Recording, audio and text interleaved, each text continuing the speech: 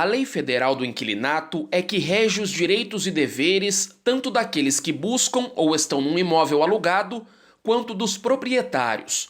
Um exemplo prático: o locador precisa entregar o imóvel em total condição de moradia e funcionamento, assim como é dever do inquilino devolvê-lo nas mesmas condições.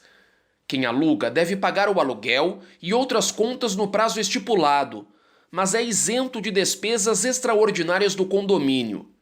Ainda precisa consertar os danos que causou ao imóvel e, caso tenha a intenção de realizar alguma reforma, solicitar uma autorização para modificar o local.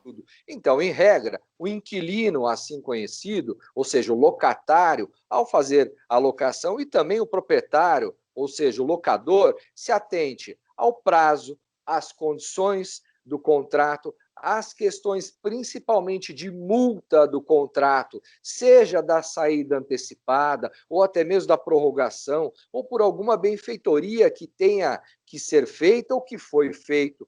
Além disso, também é importante ter uma cláusula não só de multa, mas também compensatória por quaisquer indenizações que sejam necessárias a serem feitas. A renovação de contrato, de acordo com a norma, é automática. Se nenhuma das partes se manifestar ao término do período de vigência do documento, é subentendido que ele foi renovado e continua valendo até que algum lado se posicione. Casos de rescisão são diferentes. O prazo total para deixar um imóvel é de 45 dias. Se o inquilino não respeitar, é possível abrir uma solicitação de despejo. A notificação de despejo só é permitida em casos em que não há garantia e o aluguel esteja atrasado. Nesse contexto, o inquilino tem 15 dias para sair. Já o aviso de mudança precisa ser feito com 30 dias de antecedência por meio de comunicados formais.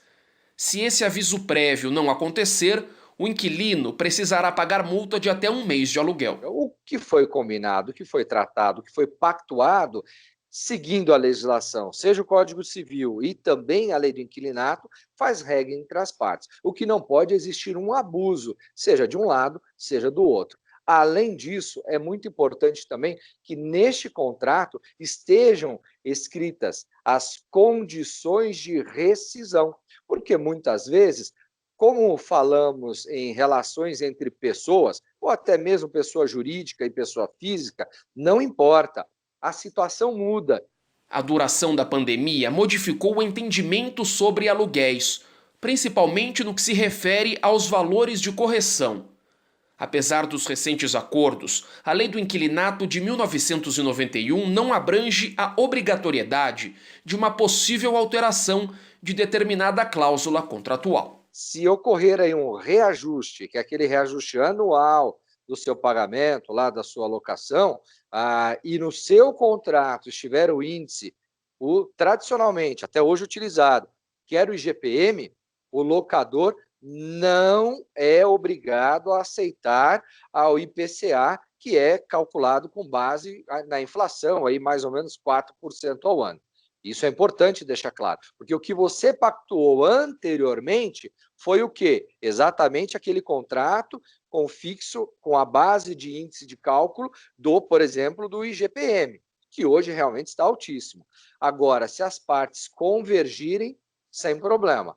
Mas, Nava, e se as partes, o inquilino e o locador, não convergirem, tiverem problemas? Aí você tem um poder judiciário para se socorrer. E aí você precisa ingressar no Poder Judiciário.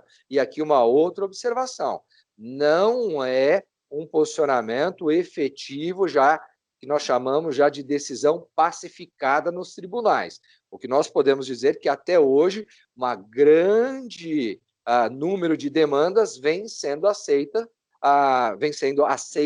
com relação a esta alteração do índice, justamente para não onerar muito uma parte ou outra.